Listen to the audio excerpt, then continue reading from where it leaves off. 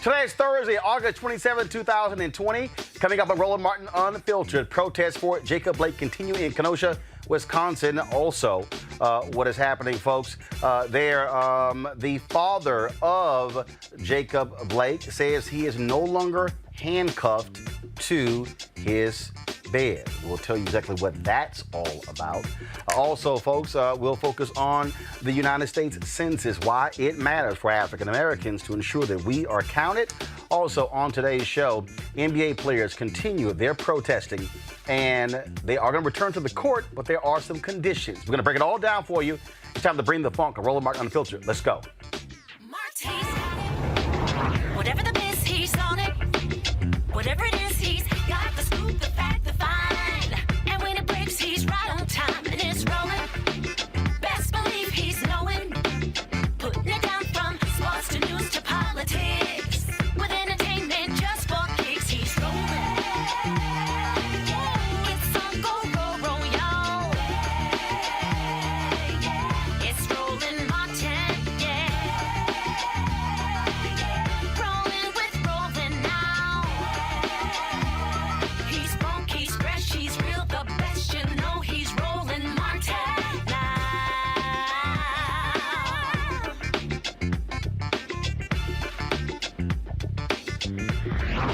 Martin.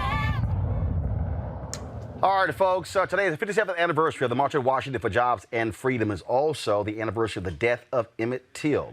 Those things have long coincided. Thousands gathered at the Lincoln Memorial today to commemorate that march, and also the focus was on the deaths of black men at the hands of cops. Here is a recap of today's march. August 28th is a day to remember the triumphs and tragedies that have taken place in our historic struggle for racial justice. Today, we commemorate the March on Washington to Jobs and Freedom in 1963, where my father declared his dream. But we must never forget the American nightmare of racist violence exemplified when Emmett Till was murdered on this day in 1955, and the criminal justice system failed to convict his killers. 65 years later, we still struggle for justice, demilitarizing the police, dismantling mass incarceration, and declaring and determinedly as we can that Black lives matter. In our struggle for justice, there are no permanent victories.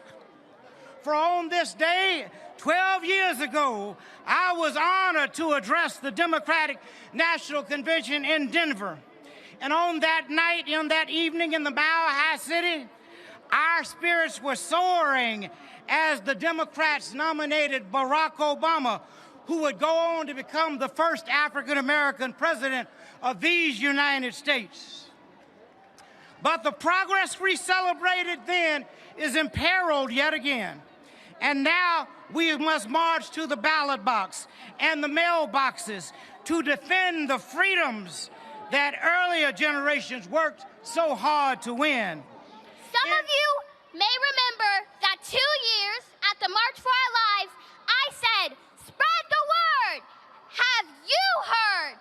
All across the nation, we are going to be a great generation.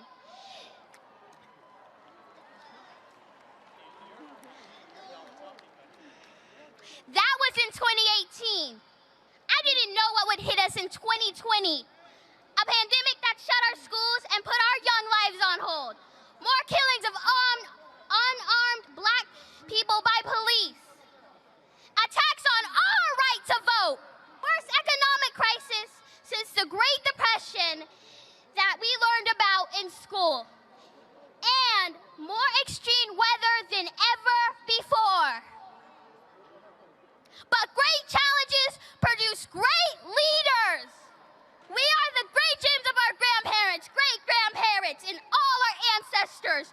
We stand and march for love, and we will fulfill my grandfather's dream. So, show me what democracy looks like. This is what democracy looks like. Show me what democracy looks like. This is what democracy looks like. Show me what democracy looks like. This is what democracy looks like.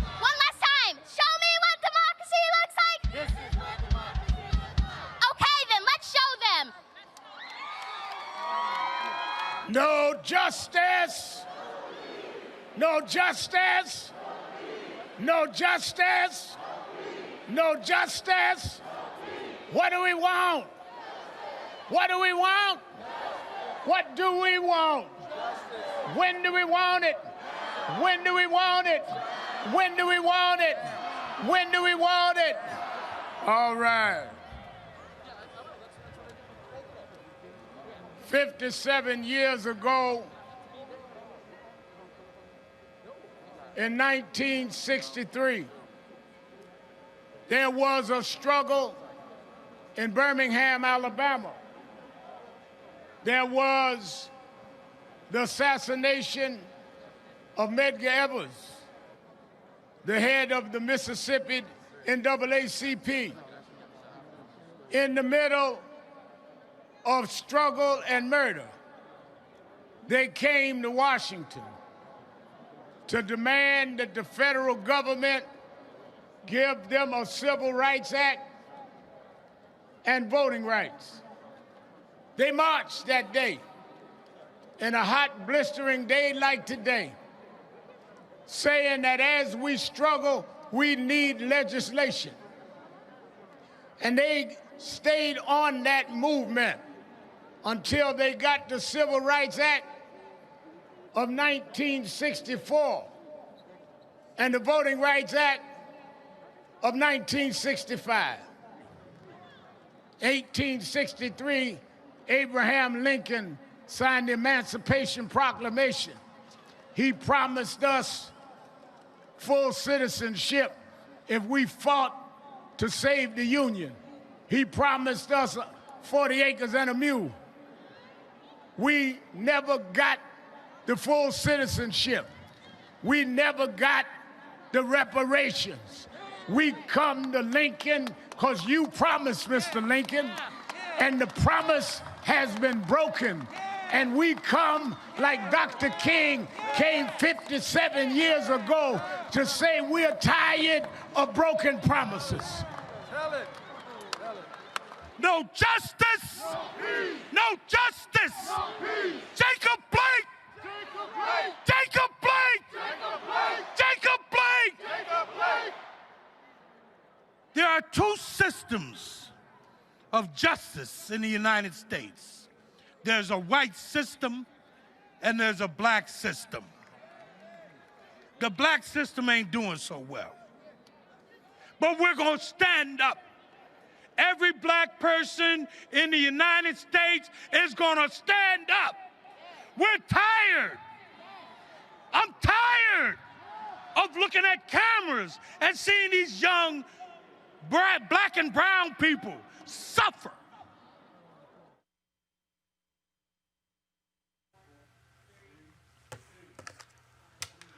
All right, let's go to my panel. Rob Richardson, he is the host of the Disruption Now podcast. Derek Holley, president, Reaching America, and political analyst. And we'll be shortly joined by Misha Cross, political analyst and Democratic strategist. Rob, I want to start with you. Obviously, a number of speeches today, a number of family members who've had their children killed by police. Trayvon Martin's mom was there, Sabrina Fulton. You also had, of course, as you saw there, the father of Jacob Blake, who is in a hospital there in Milwaukee. You also had the George Floyd family and so many others. At the end of the day, you had this gathering. Thousands were out there. Crowd estimates around 10, maybe 20,000 or so. They marched from the Lincoln Memorial over to the MLK Memorial. So, Rob, at the end of the day, where we are is we are less than 70 days from Election Day. It simply boils down to mobilization and organization when it comes to voting. Yeah, that's pretty much all that's all it's going to actually come down to, because we know that despite what's going on, despite the fact that you have a president that's been in charge of leading a pandemic where 200,000 people almost are dead, where he stokes racial flame every time he can instead of trying to bring people together. His people are going to be motivated, no matter what. No matter what the polls say, they're going to be motivated. So it's going to be on us to make sure that we come out in strong numbers, because it's always been of black people that have actually helped save America. We're going to save it one more time. Not only to improve our lives, but actually to make sure America survives. Derek, obviously, we have seen marches and protests from folks, from African Americans, folks on the left, folks on the right. And again, marching and protesting is one thing, polling is another thing, but it boils down to who is going to get out there and vote. Yeah, and that's the bottom line. Who's going to get out and vote? And I actually cycled down into the mall today, and was down there for a good part of the protest in the march. Did your ass put a mask on? I did. I had to put it. So. Good job. So somebody put it. Wait. Somebody covered up biking. Oh, look at the progress. Let me tell you. Now, let me be clear. Let me be clear. When I cycle, I do not wear a mask. However, because of the crowd size, again, I pulled out my bandana and put that around my face. Yeah. Okay. That's what we do. Yeah. Okay. And so, but all that being said, man, it was Roland. It was a good event. I was glad I went down there to see it. I think the numbers of the 10 to 20,000, I think that might be on the low side. So I'm waiting to see what that aerial view is going to look like, because they were coming in droves. I mean, people were coming in droves, and so it was a good scene. And so I'm hoping, man, that out of this will come some type of reform as it relates to the police and what they're doing. I mean, this last shooting, man, it's just ridiculous at this point. One after another. Anisha, I did not go out there. One of the reasons I did not go out there is because you saw that lack of social distancing. That was precisely why. I'm sorry. And again, look, I got no problem. Here's the deal. We had the live stream, and here's the deal. I listened to people last night complain about the lack of social distancing that took place when Trump gathered last night. Look, you can't criticize that venue where they had several thousand people, and then you don't say anything about what took place at the Lincoln Memorial. And so, again, seriously, to me, you could have had that event. It could have been all virtual. And so, look, if people want to get together and protest, that's fine with me. But that's why I was not there. And so, because I got to think about my family as well, and we have to be practicing what we preach. Nevertheless, these events are important. They are symbolic, but they also important. But it's also vital that you have content gathering, data gathering, because having people show up is one thing, but being able to be sure you reach them and connect with them when they leave, that to me is also important. No, you're 100% correct. And then my heart goes out to you and all the people who are involved in this movement and have been in this movement long before it became a hashtag, who were not able to be there today because of social distancing, because thousands of people flew in and who knows what they may or may not have brought with them, but also because I think that you touch on a very important point, Roland. We have never had a hard time in gathering people for a mass event in the nation's capital or any other major city for that matter. What we do have more of a problem with is consistent engagement that exists outside of those pivotal event moments. What are people doing? How are they going to carry this back into their neighborhoods? How are they going to apply pressure to their state and local leadership? What do we do beyond this? I think that for a lot of folks, and this isn't to shade anybody who took part in this movement at all, but I think that for a lot of people who flew into D.C. today and who are out on the memorial, they've checked off a box. And probably also didn't check off the boxes that they needed to for the census. And I know you're going to talk about that later in your show. But I just want to make sure that people fully understand what we face in this nation. And it's more than just this election in 2020. There are so many elections that we need to have people involved in who look like us, specifically younger people who we know are such a large demographic, but don't and are not represented as often as they should be in our electoral process. But we want to see this movement take place in more than just these key moments throughout history. We want you to take this to the streets in your own communities. We want you to consistently have your voice heard at home. I think it's very easy to show up in D.C., which is a great city, and showcase it here, but it matters a lot to take it back home. It matters a lot to carry this conversation, have some actionable items that you're actually doing outside of social media and outside of the protest itself. All right, folks, speaking of last night, Donald Trump gave one of the longest damn acceptance speeches ever last night, tallied more than an hour, no real vision forward. He did have a few black moments. And to bring prosperity to our forgotten inner cities, we worked hard to pass historic criminal justice reform, prison reform, opportunity zones, and long-term funding of historically black colleges and universities. And before the China virus came in, produced the best unemployment numbers for African Americans, Hispanic Americans, and Asian Americans ever recorded.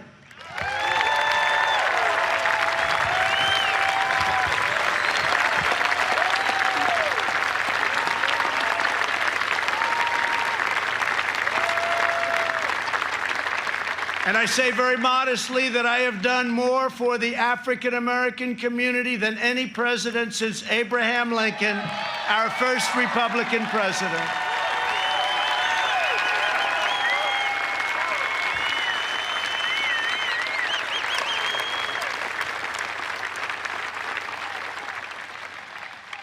And I have done more in 3 years for the black community than Joe Biden has done in 47 years.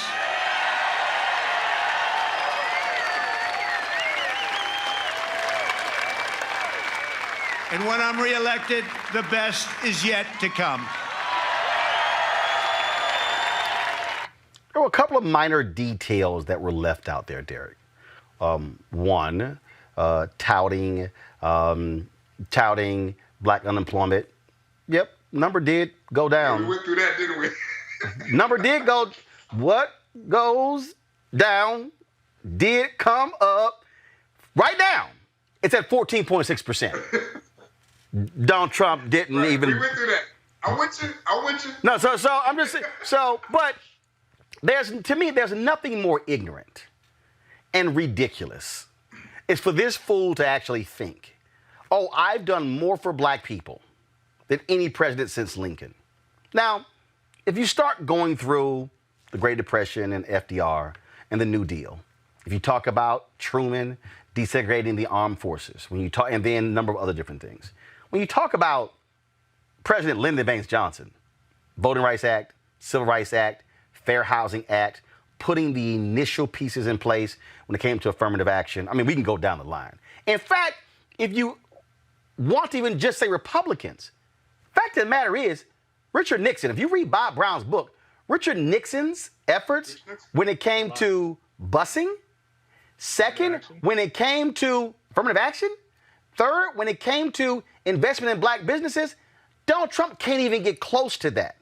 But he ain't talking to black people, Derek. He ain't even talking to you, black conservatives. He really talking to the white people saying, I've been real good to the blacks. Your assessment. So you can feel okay. No, hold up, Derek, your assessment. I was going to say, yeah, well, I agree with you, everything was about what you said about Nixon. And, you know, Roland, I didn't pay a lot attention to the conventions because I knew it was going to be a lot of grandstanding on both sides. And to your point, he wasn't, I don't think a lot of blacks tuned in to the RNC convention. So I do think he was, for the most part, speaking to his base. And like I said, I didn't pay a lot to put a whole lot of credence, if you will, to either one of the conventions for that reason, because I knew there was going to be a lot of grandstanding for both sides. And for me personally, I think a lot, for the most part, except for independents, people have pretty much made up their mind about who they want to vote for come November. I think, Amisha, I do believe that you have a small percentage of people, white independents, who could go either way.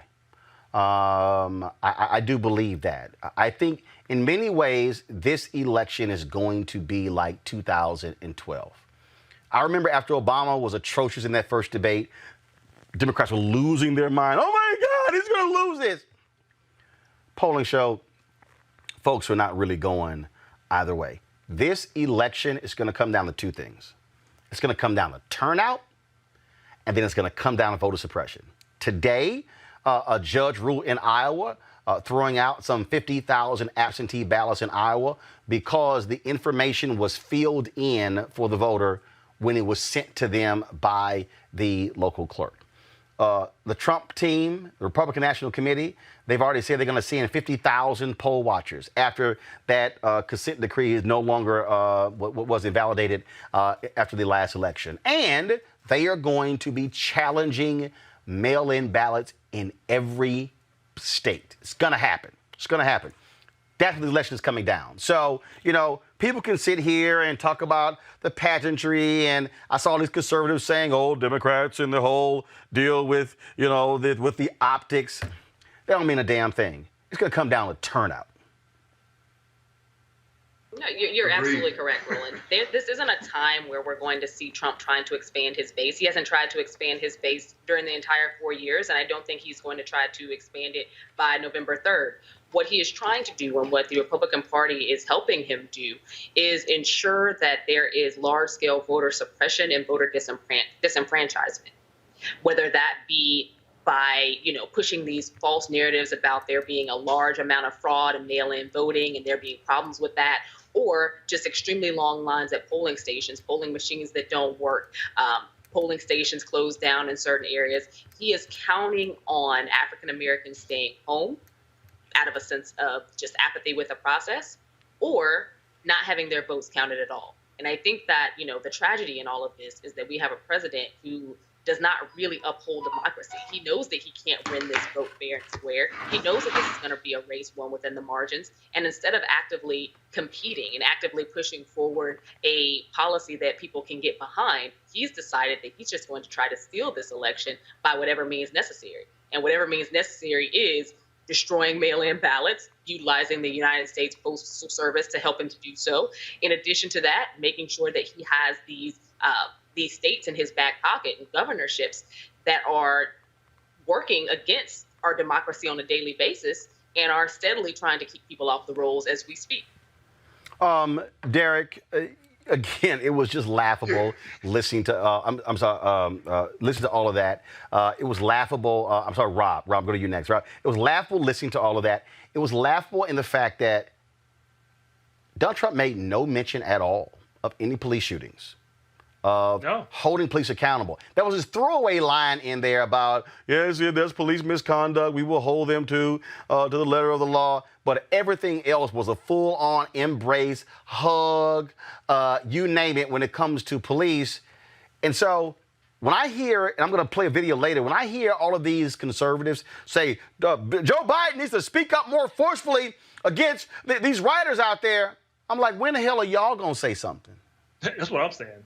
That's what look. It's fool's gold. It's actually a trap to try to fall into that narrative, because all this lawlessness, if he wants to call it that, is falling under his administration. So he's talking about all these things that are happening and saying what's going to happen if Joe Biden takes over. It's happening now. Like, so what are you talking about? It's under a Trump administration. So I actually think future Vice President Kamala Harris framed it in the right way. She's saying that he's responsible for not only these injustices with police, but he's responsible for the breakdown in the whole decay of us not having a civil way to come together, because he is exacerbating the problem.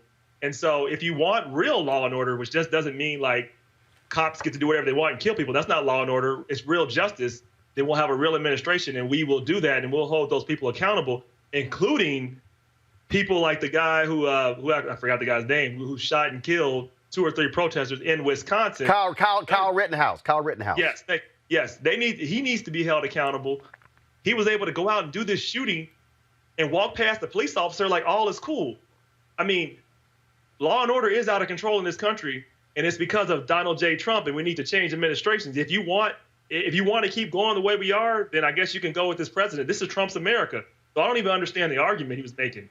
So last night, you had a situation out there where after the speech was over, where Rand Paul and his wife, go to the video, were walking out, and apparently some people they turned down car service. They chose to walk back to their hotel. So there were protesters who were shouting at them and yelling at them. And Republicans have been in an uproar today, Derek. Oh, my God. I can't believe this. They feared for their life and saying that Joe Biden must slam this and Joe Biden must criticize this. But I want to show you something else. 3 days ago, Derek, 3 days ago, in Idaho, there were a group of protesters who shoved their way past state troopers in the state capitol, took over the gallery, refused to leave. The Republican Speaker of the House said, okay, fine, y'all can go ahead and stay. Then when the question was asked to the cops, why didn't y'all charge any of them? They said, oh, there was going to be a higher risk of violence if we arrested any of them. Some of them were also armed. And they said, okay, fine, y'all can go ahead and stay. What were they protesting? Masks. So I tweeted out to several conservatives who were demanding that Joe Biden speaks forcefully against this. And I said, when the hell y'all gonna speak out against something? I said 3 days ago, I said, they literally pushed past state troopers. Everywhere else I could say, if you did that, Derek, and I did it, and Amisha and Rob, hell, we getting hit with assault. But we might not live. We might not live to tell them. Yeah. Right. But wait a minute, and this is crazy. So in 2014, Derek, there were a group of LGBT activists who had a silent protest, who stood in the door. They arrested them. So my whole point is this here. Would I have been shouting down Rand Paul that way? No, because my whole deal is the best way to shut Rand Paul up is for the Democrats to take control of the Senate and put his ass in a minority. So that's just me. So other folks, but it's amazing to me how something happened and conservatives, oh my God, Democrats, you have got to condemn this. And I'm like, man, y'all let shit ride and don't say nothing. Well, Roland, I think that goes both ways. That's what I just said. That's what I just said, Derek. Yeah, and so I think it rides on both sides. Now, today, I had a conversation with 3 Capitol Hill police officers. 2 of them was black, 1 of them was white. And so conversation led into what took place out at Lafayette Plaza. And I was like, man, I just don't think a lot of times that people see the whole true story of what took place. And they went on from there. And so what he said was, 2 black officers, he said, we couldn't do anything at Lafayette Plaza until they tried to pull down that statue. He said, up until then, our hands were tied. But they didn't want the statue to come down, so we were then ordered to bring law and order to the whole entire situation. So again, Roland, I just think sometimes you can take a look, you can take a video, and you can take a story, and you can spin it to fit the narrative whichever way you want it to. Yeah, no, it's not that hard. No, really. Look. You look at Cliven Bundy, who took over a federal land with guns and dared the Obama administration to come by, and they backed down. Black people. No. Don't forget how Fox News loved that. They call that an American patriot fighting for freedom. Go ahead. Yes, but suddenly when we're trying to fight to live, we're not fighting for freedom. We're dangerous thugs. You have the RNC out here talking about hide your baby, hide your kids. These black people are trying to take over. No, all we're trying to do is live. Like we're not protesting not having a public house. We're protesting the right to exist. Oh, basically, yeah, Derek. Basically, Amisha, pretty much 4 days of the Republican National Convention was like, they're coming to get you, white people. It wasn't even a coded translation. That was literally the argument. The Republicans are basing their 2020 election hopes on scaring the hell out of suburban white women because black people are protesting in the streets to have our civil rights and civil liberties upheld. And that is what it is, plain and simple. And we got to see it person after person on that stage every night for 4 nights, for 2 hours each night. That is what this is. Trump knows that his victory might just run through the suburban communities, and he's looking to speak to these white women because historically, trope after trope, when you scare a lot of white women into believing that the blacks are coming to get them, it changes things in this country. It takes democracy backwards. It takes black people backwards, and it has caused a lot of to our detriment, specifically black men, in terms of having their lives put at risk. Because the minute that one of these women ends up calling the police, it's the end of it for a black man. We know that. And as these situations keep on upticking, this president is utilizing this law and order mantra. It's not even about protests. This is about scaring people who don't even live amongst the population they're afraid of, that at some point, these people are going to rise up and they're going to take whatever it is that you believe is yours, and you're no longer going to matter in this country. That is what President Trump's message is. Derek, were you bothered by the fact that federal property, taxpayer, the White House was turned into a Trump stage last night? No president has... No, I wouldn't bother by that mess, man. No. Okay, all right. So you're saying that if a Democrat does that, you were perfectly fine with it? Yeah. If Obama would have done that, I'd be like, go. Yeah. Keep this tape. And Derek, and Derek, would your fellow Republicans be saying the same? I don't. Hell no, don't even try it. In fact, Trump had this. No, they would not. And so that's look. Let me tell you right now. One of the reasons why I really want to see Biden win, especially for getting rid of racist Donald Trump, is because I can't wait. I can't wait for him and Vice President Harris to do some stuff, and Republicans start talking, and all black people show me the hand, talk to the hand. Y'all didn't say a damn thing for 4 years. Talk to the hand. I'm telling you right now, if Democrats get control of the Senate, I'm telling you, Chuck Schumer should be the biggest gangster in D.C. It'll be shut the hell up. No. I'm talking about Chuck Schumer should do to the Republicans what Mitch McConnell did to the Democrats. Shut up. I ain't even talk. I'm telling you right now, I wouldn't even let them talk in hearings. I'd be like, y'all done? Gavel, approved. Y'all done? Matter of fact, I wouldn't even have judge by judge. What do Republicans do? They put 7 judges up there, Misha, and had one big ass hearing. I put 25 judges. That's what they should do. That's what we've seen happen from Republicans. I be gangster. Have, thrown away the playbook. They've thrown away the norms. They don't care. And at this point, they have a habit of calling out Democrats for the smallest infraction. But we've seen throughout this Trump administration that none of the rules apply. And then when you mention them, it's like, oh, this doesn't matter.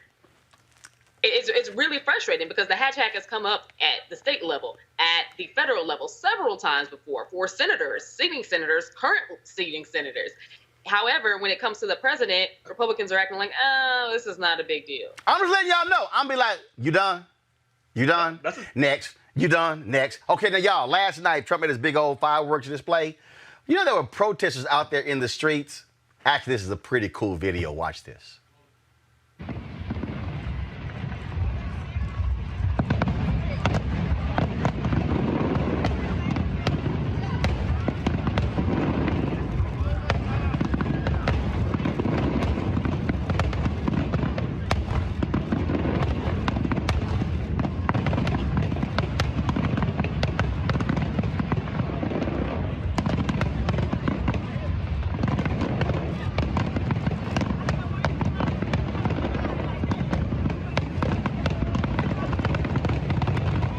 Well, Derek, 180,000 have died because Trump failed when it came to coronavirus. It's interesting. So I was Wednesday. My cousin texted me. She said, cuz, they're running that video on TV where you were standing behind Trump and in front of Pence when I was at the White House. And I was like, damn, what is this? So I turned on CNN to watch it to see what it was. But scrolling at the bottom of the screen was Spain. Their health minister said they had over 7,000 cases of coronavirus in one day. And he said, quote, coronavirus is out of control in our country. Spain, Italy, France, all the numbers are up. Even the other one where everybody was pointing to, we should use it as an example. Everybody is right now around the world. It's not just a United States problem. New Zealand? Is that what you meant? New Zealand's not. New Zealand's not up. No. New Zealand. No, hold on. Let me help you. New Zealand had 2. All the numbers are up. New Zealand had 2 new cases and they shut it down. 2. I guess from 0 to 2 is okay. If you wanna, all right. So CNN is lying. So your defense here is that other countries have numbers going up, even if it's only 2 people. There's no defense. So Trump is fine and America's not really in trouble. So 2 and 200,000, you see a difference there, don't you? What I'm saying to you is the coronavirus is deadly and it's impacting the entire world. It's just we not know a that. Well, United you're States saying problem. more than President Trump is, because during the entire RNC, they spoke about the coronavirus in the past All right, tense and it's as his though fault. it didn't exist. It's his fault. No, well, hell yes, his fault. it is his fault, Here's the deal. Here's the deal. When you're the president, Here's the deal. When you are the president, Here's the deal. Here's the deal. When Obama was president, Republicans were like, you can't take credit for low gas prices. Gas prices went high. It's your fault it's high gas prices. Republicans said, you can't take credit. No. I said, no. No. Republicans said, you can't take credit for the improving economy. Oh, I remember Jack Welch actually said, we can't trust these unemployment numbers. But now all of a sudden, I've got the lowest, it's all me. This fool actually said last night, Rob, I rebuilt the American economy in 3 years. How your ass, that's like saying,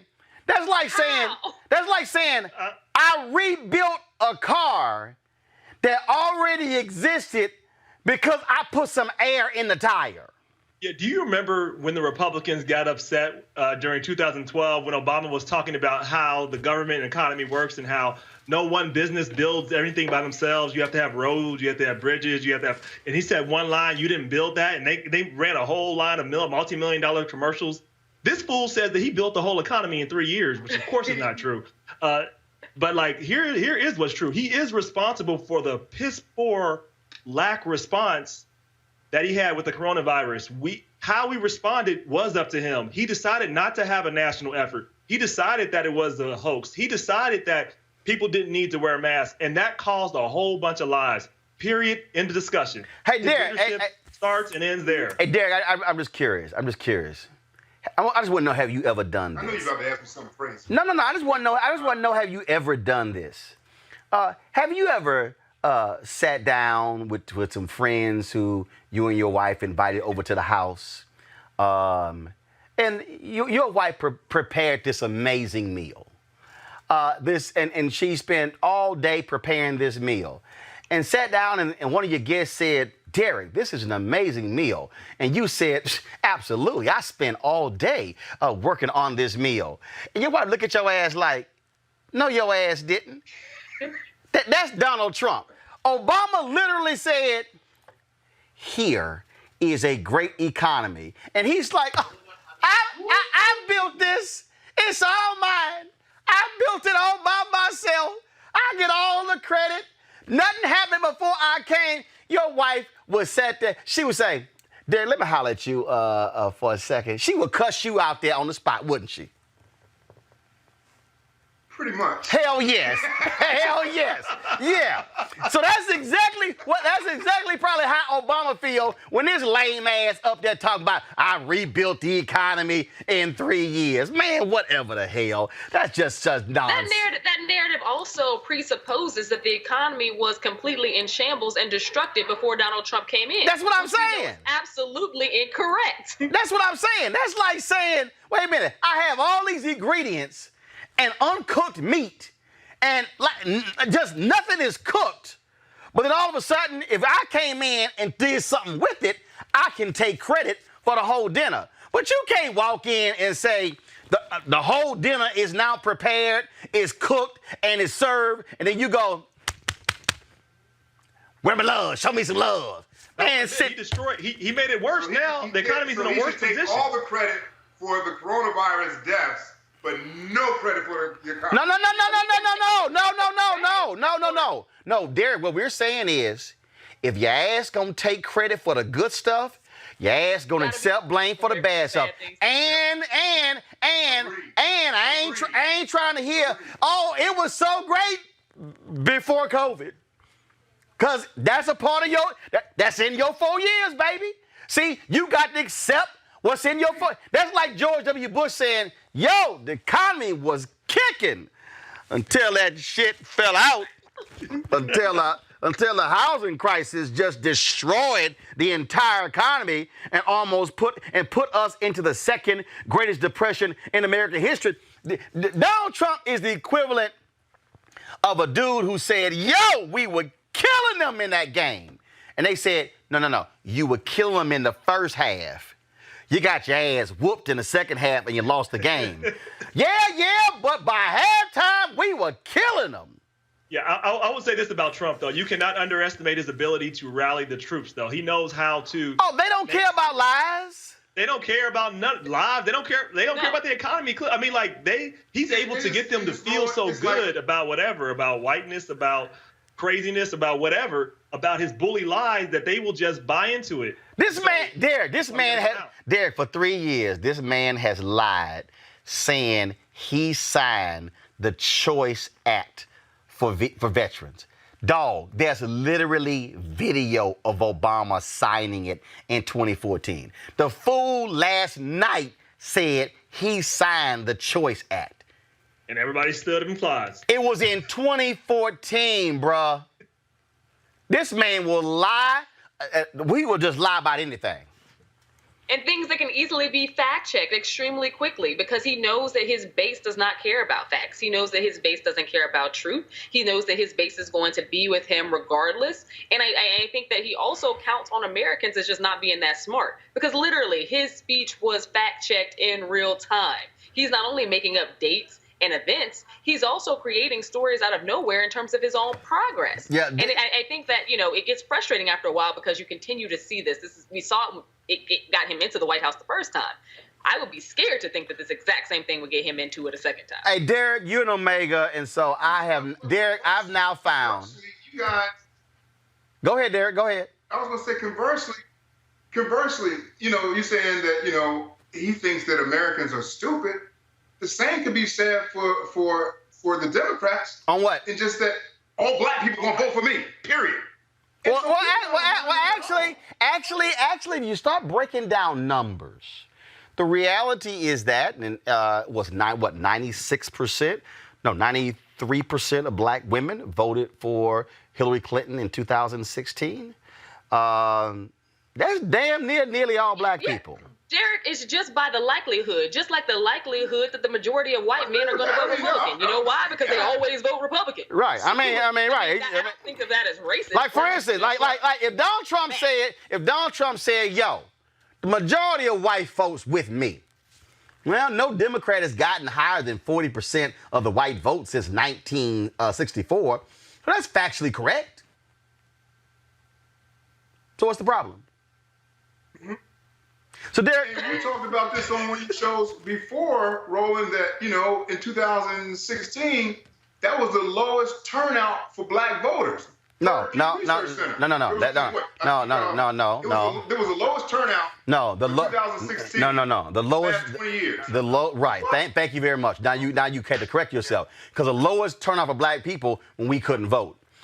Yes. So that was a drop of 2.4%. In 2016, we're going to make sure there's no drop. But Derek, you've been in Omega. I have now found the perfect response when I have to encounter whatever you say in public. I have now found it. So, Derek, I just want you to know, from this moment forth, anytime you say some ignorant shit on this show, I am going to play this. Are you going to make me disconnect? No. Come on, y'all. Don't go. It's on the iPad. Don't go snowflake. Go to my iPad. Don't be a snowflake. Huh? It's no sound. Just pull the video up. No, I don't know what the control room. What y'all doing? Pull the video up. No, I've got video playing, and it's showing it. So, Derek, this is perfect for you. Because last night, and I want to thank Melania for providing me this video. Do y'all have it now? Here we go. Here you go, Derek. This is for you. From now forward, Derek, this is right here. Derek, right? This bullshit. Hello, this lying ass. Right there. That's going to be for you every time. Every time, Derek. Every time. Like, so let me give you mine. This is mine right here, Derek. Bullshit. Here you go. Yeah, there you go. He lying again. Yeah, that's it right there. That's what it's gonna be from this point forward. When you say something and people go like, Derek back on your show, yeah, okay, his ass. Look at it. She like, hi, co-first lady, how you doing? Yeah, okay, whatever. Let me go to a break. We come back. Yeah, that was for you. I'll be back. Roland Martin Unfiltered just a moment. You want to support Roland Martin Unfiltered? Be sure to join our Bring the Funk fan club. Every dollar that you give to us supports our daily digital show. There's only one daily digital show out here that keeps it black and keep it real as Roland Martin Unfiltered. Support the Roland Martin Unfiltered daily digital show by going to RolandMartinUnfiltered.com. Our goal is to get 20,000 of our fans contributing $50 each for the whole year. You can make this possible. RolandMartinUnfiltered.com. As our community comes together to support the fight against racial injustice, I want to take a second to talk about one thing we can do to ensure our voices are heard. Not tomorrow, but now.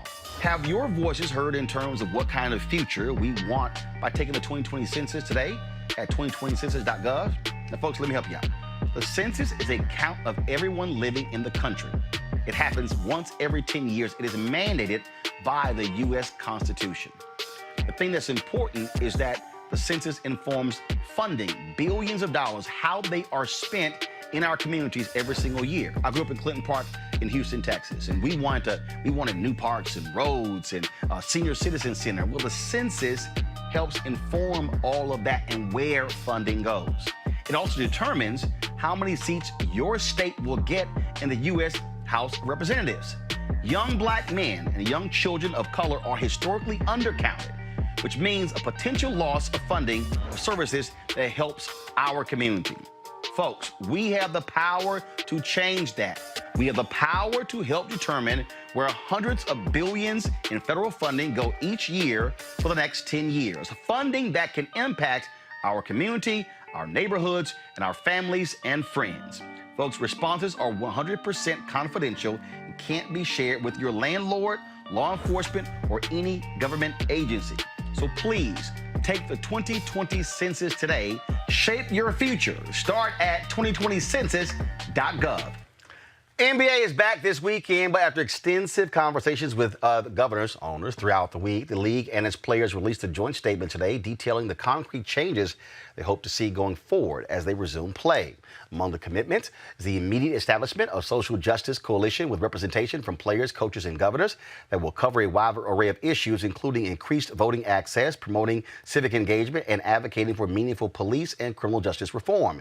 In every NBA city where the league's franchise owns and controls its arena property, team owners will work with local officials to turn those arenas into voting locations for the 2020 general election, giving constituents a way to vote in person during the coronavirus pandemic. If that isn't possible, there will be an effort to use those facilities in other ways, including as sites to register voters and receive ballots. Folks, this was something that they had no choice.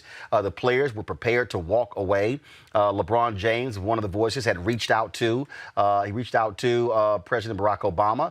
Amisha, this is a pretty interesting deal here, and this is where players utilizing their leverage.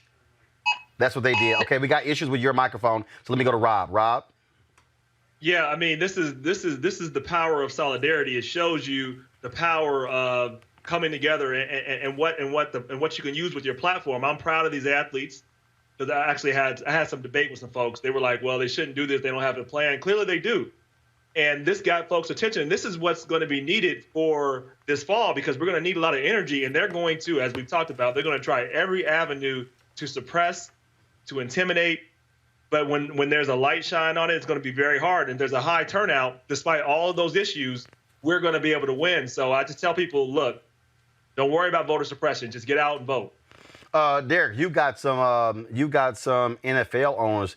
They better be be concerned. I was reading a piece from Jim Trotter earlier today, and he said there are a number of NFL players who are thinking about saying, "Yo, we're gonna boycott at least one of the games." I'm telling you, what the owners got to understand is this here: you ain't got no product unless you have players. Get the players. Indeed, Roland. And man, let me tell you, so it was a couple of days ago. I was taking Derek to training for our track practice, And he was saying, Dad, they're gonna, they're not gonna play. I said they're gonna protest the NBA. I was like, well, they ain't gonna protest unless they play the game. And I was so happy when I heard the Milwaukee Bucks had walked off and wasn't gonna play, because that's power, man. These players have the power to really, really make a change. Roland, when you had your show, when we was on TV One, we were talking about the NFL at the time when he was kneeling, when Kaepernick was kneeling, all that kind of stuff. It's like, Derek, you're going to get this message to the White House. So I'm going to get it over there. And right now, man, and even back then with Colin Kaepernick kneeling, I think these players, as long as they have a plan, and they have a plan, they can have an impact on what society and what happens in this country right now. And if the NFL right now, if them boys come out and boycott a game, Shorty, it's going to make all the world of a difference. But after that, after these boycotts, after the protests, you got to have a plan. The plan got to be some type of justice, something as it relates to police reform. And it can't be defund the police. It's got to be a concrete plan. And these athletes can be the centerpiece, if you will, to make this thing happen. Simple as that. And again, this shows you how collective leverage. Because see, again, I'm not using power. And the reason why. See, power means you control. The reality is the NBA governors, they control because they own the teams. But this is where you use leverage and influence. And I think it's important for people, just like the players did not boycott the games. That was a strike. It was not a boycott. This is leverage and influence that they are exerting to get the league and the owners to do what they need them to do. And I would hope that these black players in the NFL would, as a collective, find some guts to realize it's more you than them. I mean, Jerry Jones can sit here. I'm telling you right now, Jerry Jones can talk all this crap he wants to about kneeling. Let me tell you what changes that. When Dak Prescott has the guts to stand with his fellow player. When, in fact, y'all have the video of the Minnesota Vikings today. Today, the Minnesota Vikings players got together and they spoke to the issue, and they spoke as a team. Dak Prescott, Ezekiel Elliott, pay attention. We want proper persecution of Derek Chauvin, the police officer that kneeled on George Floyd's neck for 8 minutes, along with the other officers. That's all we want, just to start there. And as a social justice coalition, as a group, and as a team, and as an organization, we're doing everything we can to build sustainable programs that will help the long-term effects of the lack of economic prominence in low-income areas, the lack of mental health support in some of these areas. We are doing everything we can, but now it's on the bureaucratic system to also meet our intensity, to meet our level of what we're demanding, because it only goes so far. It's a two-way street. We can do what we can with the finances and the resources we have, but we need the politicians, we need the government officials, the bureaucratic system, like I spoke to stand up and be leaders. Because we live in a world right now where everyone cherishes the voices and the stances of entertainers. And everything falls back on us. What are they going to do? What stance are we going to make? Right now, we're saying right now we're going to put the pressure on the bureaucratic system to implement a proper persecution of Derek Chauvin. I'll repeat his name again, Derek Chauvin. I'm not going to just say the officer. His name is Derek Chauvin, along with the other officers who murdered George Floyd in the streets of Minneapolis. I speak for my entire team right now. I appreciate them allowing me to come up and be the voice, but just know I'm one man, but the army behind me is much stronger when we're together. And we wanted a unified voice in this moment. I appreciate Coach, the administration, for allowing us to, even be possible today. But it's a two-way street, like I said. Now it's time for the bureaucratic system to hold up its end and to supply a fair trial, fair juries. All of the process that we've known has failed us before. We're sick of the process and the system failing us. We're standing up right now as the Minnesota Vikings and saying we want a proper jury, we want a proper persecution of Derek Chauvin. Thank you. If the NFL and all of his players stood behind him, and that was a white player who spoke after him as well. We're now seeing this, Rob, in the NFL, in Major League Baseball, where white players, and let's be real clear, we didn't have this before, where white players were standing up for these issues. Go right ahead, Rob. No, I've actually never seen it. It's encouraging, but I would tell you it's also scaring a lot of people. I can speak right here in Cincinnati, Ohio. My fiance and her kid goes to a Catholic high school, and the principal came out with this letter saying he believes Black Lives Matter, but doesn't want anybody taking a knee at the game, or otherwise you could get suspended. So in other words, you don't believe in Black Lives Matter. You don't believe in protest. So this is worrying people, and that's why I know it's working. And so it's taking the power of the agency. Yeah. We're not here just to entertain you. We're gonna fight for our rights, and I am so proud of these athletes, and I'm so proud of this generation right now. And again, that's how. I saw. Go ahead, Derek. Go ahead. I was going to say that brother did a really good job with the Minnesota Vikings, but the day before, Ryan Tannehill, white quarterback for the Tennessee Titans, stood up and did something very similar to that. Had the whole team behind him, and it was powerful to the point where he actually got choked up, and a couple of tears came down, and it was a good thing, man, because there are some really good white people out there who are really, really supporting this movement. And I think these players, man, the NFL, first of all, the NBA, applaud them for what they did, and they are a true example. And I think if the NFL can follow suit, man, I think we could really have an impact. It's only going to happen when you have players who have the guts to actually stand up. As simple as that. Yep. But again, Amisha, I think what you're seeing is you're seeing a new generation of folks find their voice, and this is how you use your leverage and influence to be able to create change. No, you're absolutely correct. And I think they're watching these people in the streets who, in many cases, don't have two dimes to rub together. And they are sitting in their, multi-million-dollar homes with this level of influence, with this embedded base of followers. It is incumbent upon them to take on a leadership role and really speak out now. For the NBA and the NFL, these are two institutions of sports that would not exist without the athleticism of African-American males. So to see the NBA, first and foremost, go out of its way and take the charge that it has, I think that it shows a strength in leadership, and it's something that, we're going to see showcased throughout some of the other leagues. I'm also extremely impressed by the MLB and the NHL, which are not majority black leagues that are really taking a stand right now as well. Yeah, that's the case, folks. Let me give you this headline here. Fabiana Pierre-Louis has been confirmed to become the first black woman to serve on the New Jersey Supreme Court. The full state Senate voted 39-0 to approve Governor Phil Murphy's pick to be the next associate justice on the state's highest court. She will be the third black judge to join the court in the state's 244-year history. She also will be the youngest justice on the current court. And it's also, of course, her folks are immigrants of Haiti. And so certainly congratulations to her for that. All right, folks, that is it for us. First half of our show. Rob, Amisha, and Derek, we certainly appreciate all three of you being with the panel. And look forward to seeing you guys next week. Yes. And Derek. Stop hanging on this time. Not hanging up. Yeah, Derek, nice job. Yes. I mean, in fact, Derek, one of the folks on my social media said Derek must have taken his ADHD medicine because he hasn't hung up yet. You ain't pissing me off. Yeah, no, right. You took your medicine. Thank you for taking your meds. You're now, my man, though, thank you. You're an alpha. You still my man.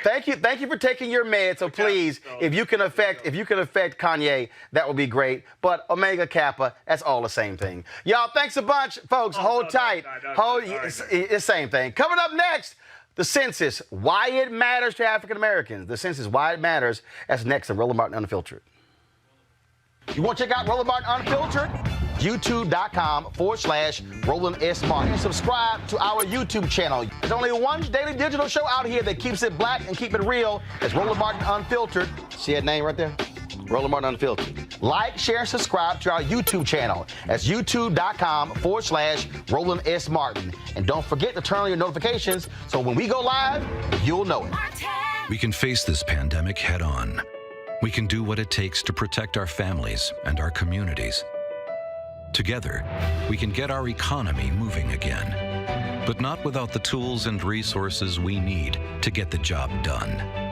To win this fight, it is going to take a public service army. Don't let Congress fire the frontline workers who can save us. Text FUND to 237263 to tell Congress to fund the front lines. And we want to thank the folks All right, we back. I want to thank the people that asked me for being, of course, partners here with Roland Martin Unfiltered. What they're laying out is critically important, and so we appreciate their support for this show. Folks, the Constitution requires an accurate count of the country's population every 10 years. And this year, 2020, is a census year. The data collected affects the ability to ensure equal representation and equal access to important governmental and private sector resources for everyone across racial and ethnic lines. Unfortunately, certain populations are at a higher risk of not being fully counted in the census. Some, like African Americans, have been historically underrepresented for decades. One of the reasons is major changes in the way the data is collected, like relying on the internet as primary way to reach households and how they respond. And some people are just reluctant to respond because they don't trust the confidentiality of the data being collected. Now, in the next hour, we'll talk about why Black folks must participate and really get people to understand really what the census is and how it impacts you. Now let me stay right there. Because some of you who are watching right now, there are more than 6,000 people on YouTube right now, and there's 1,000 plus who are watching on Facebook and Periscope, and you're sitting there saying, all right, you know what, this is not really exciting, this is not really interesting, but we're talking about billions of dollars. If you are watching us right now, and you care about parks, roads, stop signs, highways, expressways, health centers, if you care about how dollars are being allocated based upon census tracts, the census is how that money is allocated. Michael C. Cook, Sr., he is the Director of Public Affairs for the Census Bureau. He joins us right now. Michael, how you doing? Thanks for having me. I appreciate the opportunity to let people know that the 2020 census is still going on.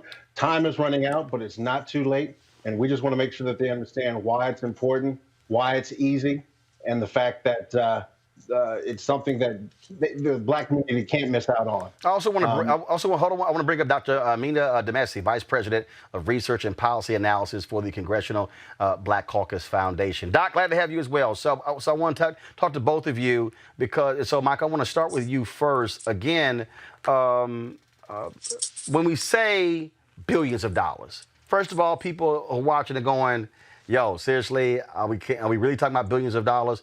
But we literally are talking about how the nation is funded. That's correct. Every 10 years, we conduct a count. You got it right. You hit the nail on the head. Article 1, Section 2 states that it's a mandatory count of everyone residing in the country for two things, power and money. 435 seats in the House of Representatives are allocated because we count everybody once, only once, and in the right place. But also those federal funds. You mentioned billions. Some people have actually measured it to be $1.5 trillion every single year that flows down to the local level for things like roads, schools, infrastructure. The current pandemic underscores the need for accurate census data when we're talking about emergency preparedness and healthcare. But then when you look at SNAP benefits, Medicare, Medicaid, if you have college students, Pell Grants. So every single facet of the country, business sectors, private and federal and public, they use our official statistics to justify making investments that impact your lives. It only takes a couple minutes, but it sticks with your community for 10 years. This is a voting year. When you vote, it tends to stick with you for the terms of that election, 4 years, 1 year, 2 years. But when you look at the census, for 10 years, it'll shape your community.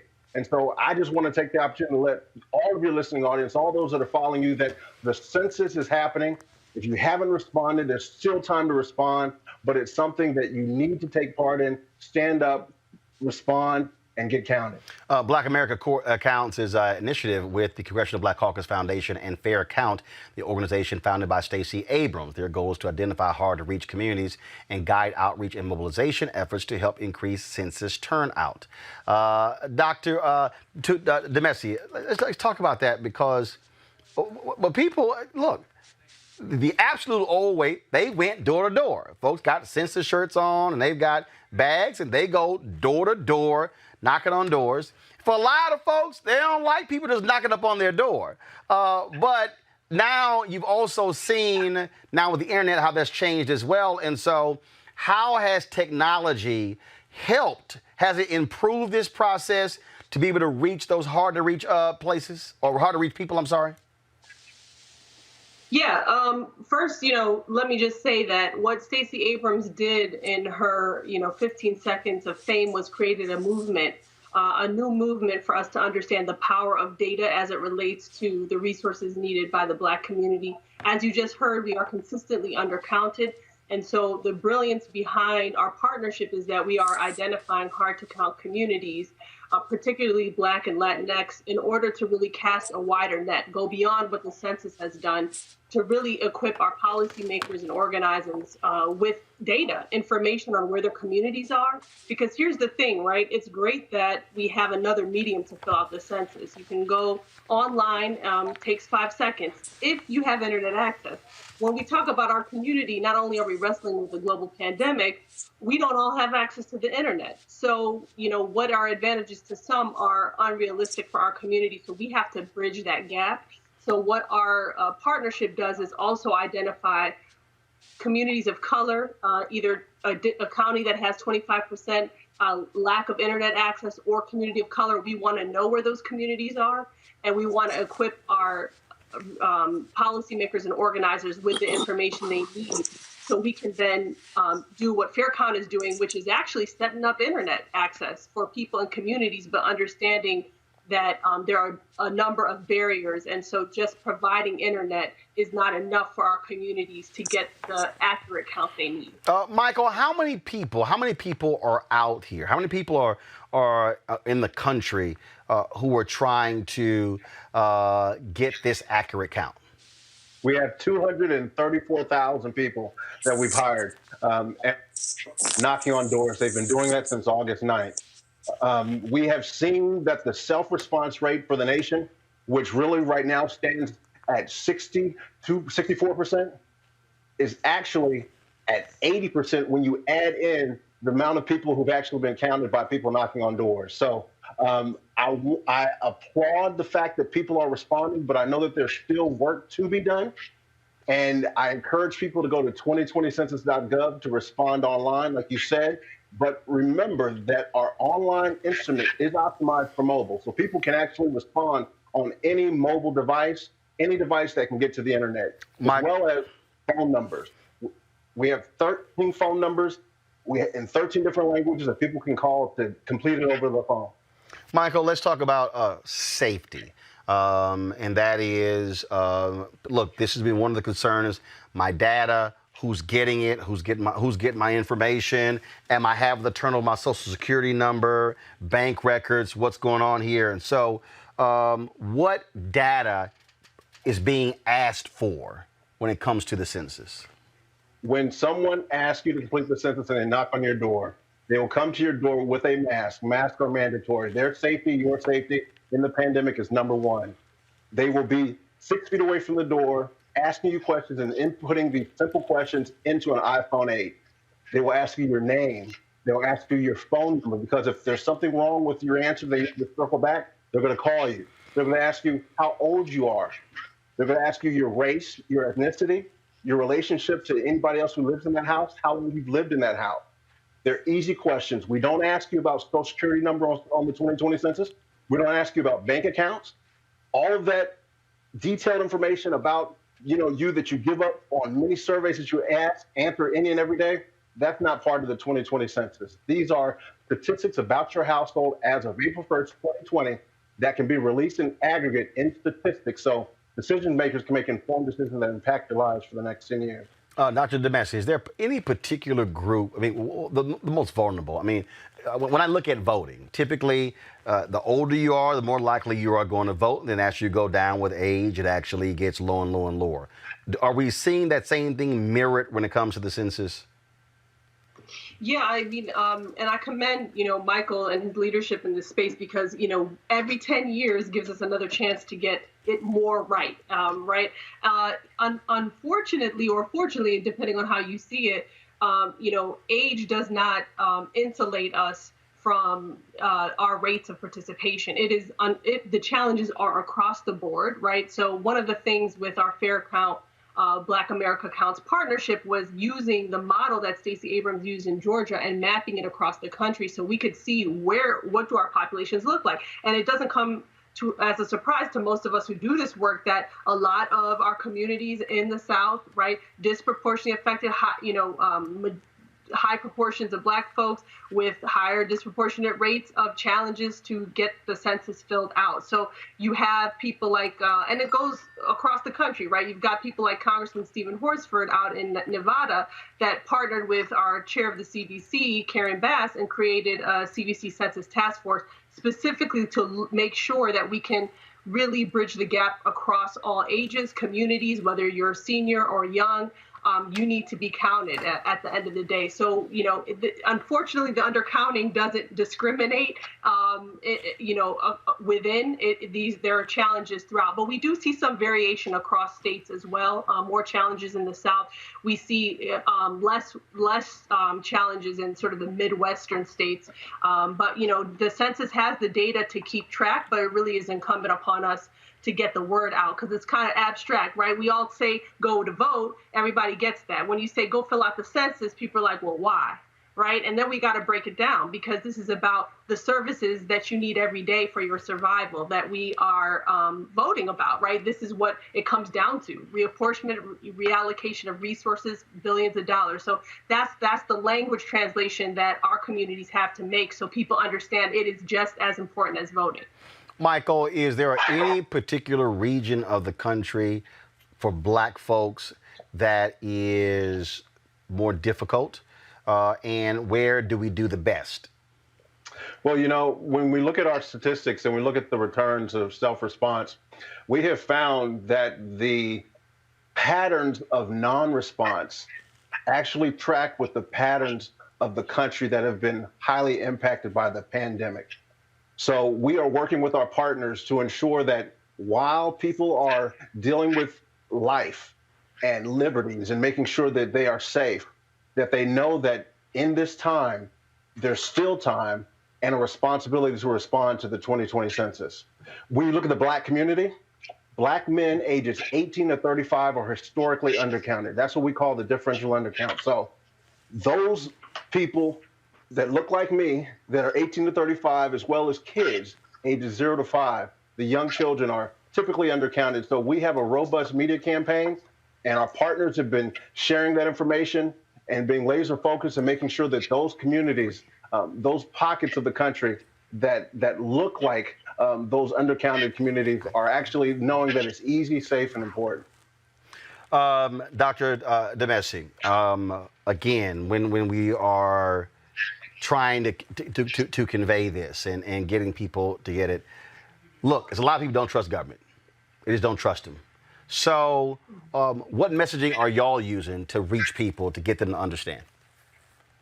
So we're breaking it down really, not just saying it's important to fill it out, but why it is, okay? So, at the end of the day, people might not get the numbers so much, right? But when you talk to them about federal transit programs, Section 8 housing vouchers, school breakfast programs, right? Highway planning construction, unemployment insurance, which, we're seeing because of the current recession we're in, is skyrocketing in our community. It resonates. So number one, we're trying to translate why it's important to be counted, to understand that this is a social justice issue. Data and the data is important, in a post-civil rights era where, at the end of the day, people are looking at our numbers. Policymakers need to have these tools. That's why the census does this job, because we need to be represented. This is all about representation at the end of the day. And most of us get that part. So we are trying to talk about the 300 plus federal programs that our tax dollars go to fund across the country based on these needs that people do connect with. Like, people know what it means for their kids to go to school and have lunch, right? People know what it means for them to have medical assistance, and Medicaid. Well, that's what this census is about. It's about making sure we're counted so that we have equal access to all of these services that are coming out of our taxpayer dollars. Michael, last question for you. Deadline. We know that it was shortened a month to be able to collect data. And so when is the drop dead date for people out there who are watching and listening to be sure that they fill out that census? September 30th of 2020 is our deadline. We currently are earmarking that date as the date in which we will conclude all of our field operations so that we can then start compiling the data and performing all of the tests and rigorous processes to turn over our apportionment counts by December 31st, our current statute that's on the books that we have to meet. All right.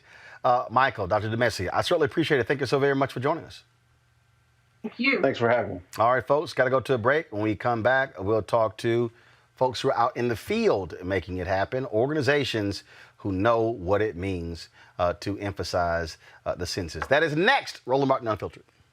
You want to support Roland Martin Unfiltered?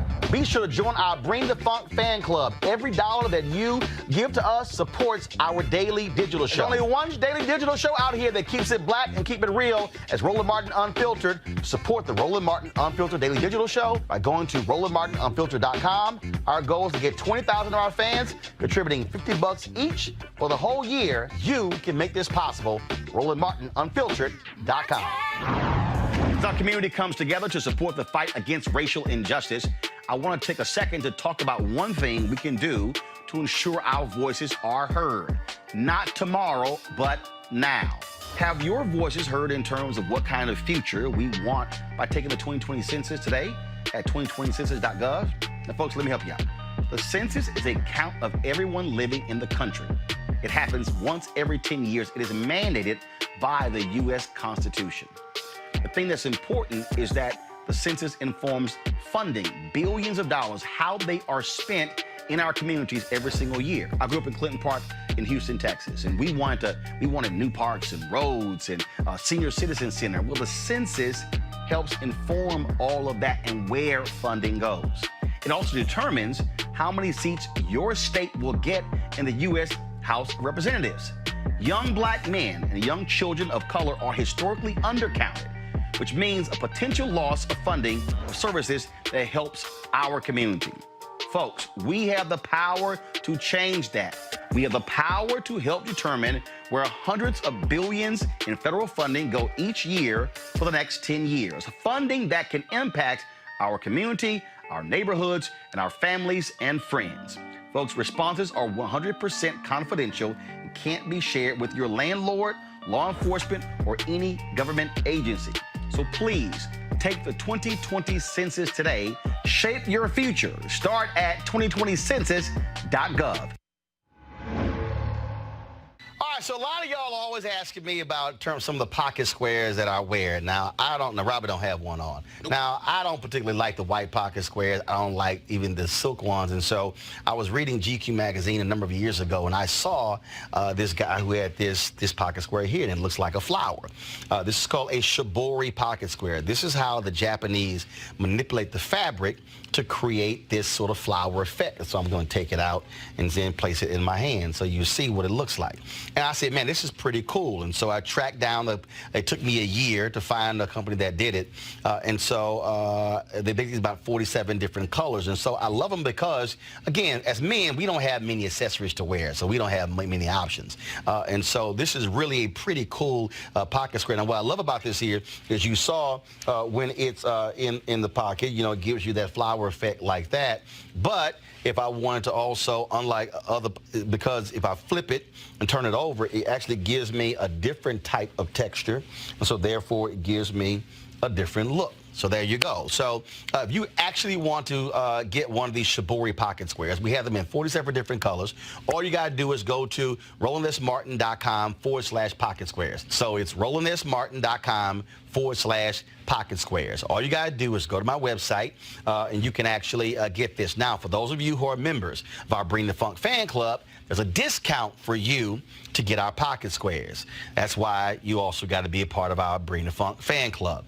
And so that's what we want you to do. And so it's pretty cool. So if you want to jazz your look up, you can do that. In addition, y'all see me with some of the feather pocket squares. My sister, who's a designer, she actually makes these. They're all custom made. So when you also go to the website, you can also order one of the customized feather pocket squares right there at RolandSMartin.com/pocket squares. So please do so. And of course, that goes to support the show. And again, if you're a Bring the Funk fan club member, you get a discount. This is why you should join the fan club. Folks, our black mayors really need you to focus on the census because they have been very much in pushing this to their constituents. Joining us right now is McKinley L. Price, the mayor of Newport News, Virginia. He is the president of the African American Mayors Association. Mayor, certainly glad to have you with us. So can you please, again, as somebody who's sitting in the mayor's position, let folks know what happens when they don't fill out their census, how that impacts you and your budget? It impacts us tremendously, especially when you realize that this is something that's going to take place for 10 years. It's approximately up to $2,000 per person per year for 10 years, amount of money that you're talking about. So just as your former guest talked about when you're talking about SNAP, WIC, all of the programs that affect the people who are historically undercounted, it's affecting them. So it's a tremendous strain on our budget if we're underfunded. And historically, 10 years ago, we were pretty much underfunded. If we're about at the same percentage, for our city, it may be as much as $100 million per year. $100 million per year. And so when you are conveying that, are folks getting it? Because I'm sure they're complaining, Mayor, we want this and we want that and we want these services and we want pool staying open, pool hours, and we want park stuff. And you like, well, damn it, if y'all had filled that census out, I could have had more money. Absolutely. We're doing everything we can, with social media. We're having contests. We actually had a contest between mayors. And you'll see the larger cities doing it too. I think Houston and Atlanta had a rivalry. Those two mayors, but the mayor of Hampton, Mayor Tuck, and I, if he won, had more people within a period of time to enroll before I did, I would give him a bushel of oysters, and I was going to get crabs if he won. Even though I had more people to register, percentage-wise, because it's a smaller city, Hampton, he won, and I had to fork over the oysters, so I hated that. But we're trying every means we can to be able to make people understand how important this is. There are a lot of course, when we talk about African Americans, when we speak about community needs, and I often talk about on this show how we have to connect the dots, and what I mean by that is a person is sitting there and they're living in a city, and somebody right now, whether they are in your city, they're in some other city, and they're saying, we need these things for our community. Well, in their mind, they're going to just simply go ask you, without realizing that you're going to go ask somebody else. And then you might be asking the state of Virginia. You might be asking the federal government. And so then those resources come down. And so what folks are not realizing, as far as I'm concerned, is that when they don't take this seriously, you can ask for all that you want, but that sucker is locked in for 10 years. It's locked. You can't go back and say, hey, these things have changed in our city in the last 2 years. No, you're locked. Your city can experience tremendous growth in the next 5 years, but you're still locked into the next census, right?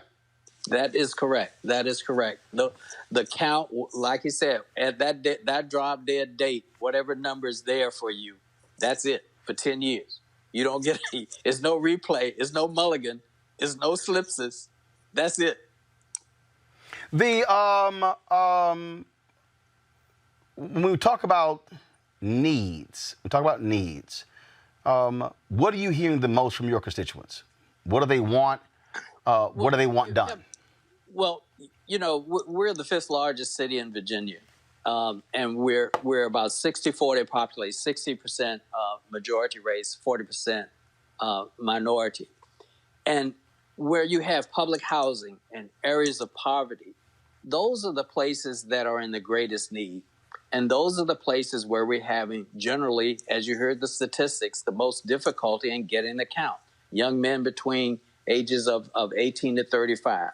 Children, for some reason, people are not reporting the number of children that they have in the house. Everyone that's in that household, when that person comes to ask you to take that census needs to be counted. It's heartbreaking to see the level of need in the city, and you want to be able to match the resources to the need. And people talk about equity. Everything that's equal isn't always needed the same. Where you have need, you want to be able to have the resources to do more for them. And it's heartbreaking sometimes when, you see the need, you have the plan, you know what you want to do, you know what would help, and then you don't have the resources. And those are the people who generally either don't vote or don't have counted in the census. And it's painful. You talked about how your mayors are competing. What about young constituents, people who are 18, 35? Because if you think this thing out 10 years from now, then they're going to be 28, 45. And so obviously getting them to understand long term what this means too. Absolutely. That's why education about the census is so important. The panelists that you just had, the literature that is out there, we're trying to come up with any means we can, especially for the younger group, because they say, what does it matter? I'm not going to see this money. It's not coming in my pocket. But actually it is. And 10 years when they want to, do something in their neighborhood, they want a street widen, they want lights better in their neighborhood. All of these things are contributed by the amount of money that we have. Also, which is very important, the number of representatives, as the person talked about. Last question for you, and that is, if you are one of those folks knocking on the door, or even just in, actually this here. Talk about the mayors. Have you created, let's say, a competition between churches? A competition in something else. That way, you sort of are getting other people involved in this, where they can sort of, sort of go back and forth on this whole thing. We have tried to create a competition. We've done this with our mayors. We're trying to get organizations and clubs.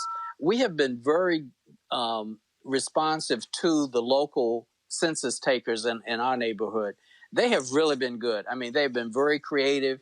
They'll come at a drop of a minute to any type of club meeting, any gathering of 3 or more people. We'll have a census taker there to either distribute literature, inform people about it. So, use the numbers. If you have an organization, you have a church group, you have a neighborhood that doesn't understand the purpose and the need of this, then we really want you to call the Census Bureau.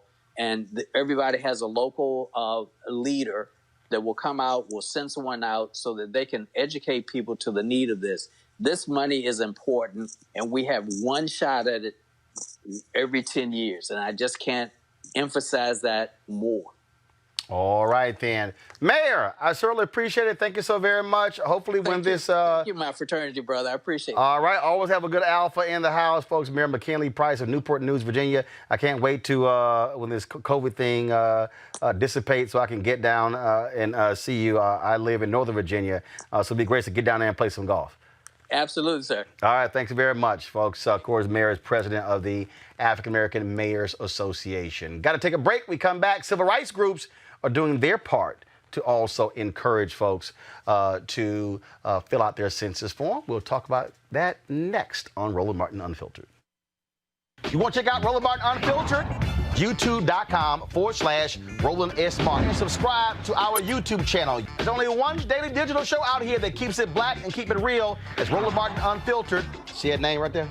Roland Martin Unfiltered. Like, share, and subscribe to our YouTube channel. That's youtube.com/Roland S. Martin. And don't forget to turn on your notifications so when we go live, you'll know it. It's rough out there. People are looking for change, for answers. One answer is at your fingertips, the 2020 Census. Census takers will be visiting households to make sure we are counted. Because an undercounted community could miss out on billions of funding for schools, healthcare, and job assistance each year for the next 10 years. Too much is at stake. Respond online today. Shape your future. Start here at 2020census.gov. As our community comes together to support the fight against racial injustice, I want to take a second to talk about one thing we can do to ensure our voices are heard. Not tomorrow, but now. Have your voices heard in terms of what kind of future we want by taking the 2020 census today at 2020census.gov? Now, folks, let me help you out. The census is a count of everyone living in the country. It happens once every 10 years. It is mandated by the U.S. Constitution.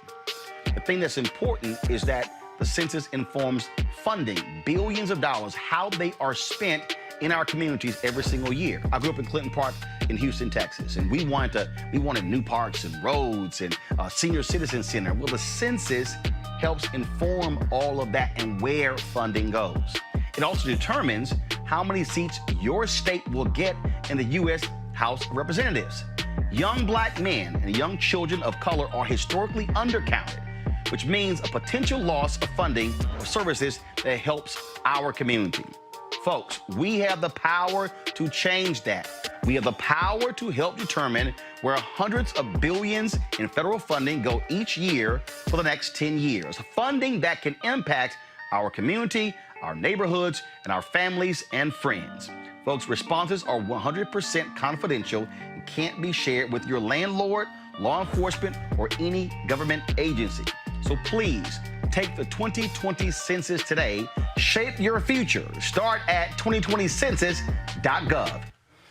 All right, folks, civil rights organizations are united in pushing Congress to extend the deadline for the census count. But the reality is that if it doesn't happen, we still have to drive this thing as hard as we can. Joining us right now is Beth Link. She is the Census Counts Campaign Director for the Leadership Conference on Civil and Human Rights, and Melanie Campbell. She's the President, CEO, National Coalition on Black Civic Participation. All right, glad to have both of you on the show. Beth, I want to start with you, and that is, look, date's been moved up, and the reality is, if it doesn't get changed, we have to ensure that we are counted. And so what does that look like? Yes, you're right. I mean, the bottom line is, as you've heard on the show today, the census is about money and power. And look, Roland, the Trump administration and Trump wants to erase Black people from the 2020 census because he knows that it's our shot at getting billions of dollars to our communities and the political power that we deserve. And that will enable us to be able to make real change for our families and our communities. We are doing everything that we possibly can, whether it's census city challenges. Mayor Lightfoot has a census cowboy on the south side of Chicago. Last weekend, we texted over 350,000 people who had not yet responded to the census, inviting them to respond in our Sisters for the Census text bank. But the reality is that the census is allowed to proceed with this truncated timeline. The Census Bureau will not have the time to count everyone. And we're already seeing that the Black community is behind. Michael, at the beginning of the show, said that nationally response rates are about 80%. That includes responses at the door. But when we look at the Black community, on average, predominantly Black communities are 10 points behind the national average. But if you look at specific communities, the south side of Chicago, we're seeing self-response rates in the 30s and in the 40 percentiles. We're seeing in Detroit response rates in the 40s. In Mississippi, around 50% self-response rates. So this is really going to hurt us if we don't get this extension. But this is also why I'm a huge believer in this, Melanie. And it's not just with the census, it's with civics across the board. Messaging matters. And I think connecting the dots matter. And I just think the census is one of those things that people, they hear about it, but I don't really know. And then we sit and talk about those of us who live and breathe public policy, billions lost. The person like, I don't know what you're talking about. And this, I think you got to operate like my man Joe Madison said. You got to put it where the goats can get it, where you got to make it as plain as possible for somebody to go, oh, I didn't realize that the census affects that. Right. Well, Roland, you helped us launch back in February, Black History Month, right? And we said due to in 2020, vote and be counted, right? And so we didn't know at that time we were going to be dealing with COVID. So we've been actually, while we're out here getting out the vote, tying voting and the census as about building power, as a power dynamic. 2, it's about your money. It's about our money, getting that money. So we say it's about money, power, and respect. And then the respect comes in being able to make sure that we show make sure that as Black people that we're fully counted, but we're fully counted so we can leverage that power politically, economically, through our issues around health care, being able to tie in through this COVID-19. So for these next 30 plus days, because we're right with Beth, with the leadership conference and all of our colleagues to keep pushing for the Congress to intervene. And at the same time, we're looking at that September 30th date. This last push, we said, this is it. We got to go hard. Like my sister Latasha said, we got to go hard in the paint, right? We got to do everything we can. And while we're knocking on doors, a lot of our folks are knocking on doors, doing safe distancing as best we can. We're the phone bank for the next 30 days. We're pushing the getting counted and voting early. So we just had to tie them together. We thought that was going to be what we do for the first half of the year, but who knew? So our message: do too in 2020, vote and be counted. The whole point, Beth, when I'm talking about how you got to make this thing plain, it is really getting, and that's why I keep bringing things down to sidewalks, pools, parks, senior citizen centers, things that are right there that in people's neighborhoods that they want to see improved, and tying that to filling out that form. That to me is, I think, how we have to be operating where a person goes, oh, I had no idea that those things were related. I had no idea. Mm-hmm. Absolutely. And if you also think about the pandemic and the health concerns that our communities are facing right now, I mean, the reality is that racism and discrimination have meant that our communities are relying on Medicaid, housing assistance, other financial assistance at disproportionately high rates. It also means that we are more susceptible to chronic health issues that makes us more susceptible to die from a global health crisis and a disease like COVID-19. And we need the resources for healthcare, for infrastructure. Certainly, folks need the resources to have better internet connectivity in your homes. We need the jobs that Census data will bring to communities when they see the large population growth in a specific area. And we need the resources going to our schools. We need that extra lane on a highway that resources would bring. We need the resources that will bring relief for natural disasters that we're seeing across the South and in the Gulf. Census data drives that. That's that distribution of $1.5 trillion every year. And if we miss out on our piece of the pie, it will impact us certainly for the next decade, but could impact us for generations. And that's really what we're talking about when we're talking about participate in the census, but also make sure that communities are not deprived of their right to participate in the census by truncating the timeline. And Congress can extend those timelines, but the House already has. It's up to the Senate in an upcoming COVID-19 relief package or any other moving bill. It's urgent. It has to happen. And our communities need time to respond so we don't miss out. Obviously, Melanie, COVID has impacted everything. I mean, the reality is normally you have a ton of outdoor events, things around churches, all kind of different stuff to sign people up where people are congregating and going. But you actually have none of that. And so where we are is really, I mean, we are in truly an absolute digital world. Now, I live in that world, so I totally understand it. But this is one of those things where I think civil rights groups taking advantage of their databases, saying, hey, each one of you out there, right now, look, there's more than 4,000, more than 5,000 plus folks who are watching.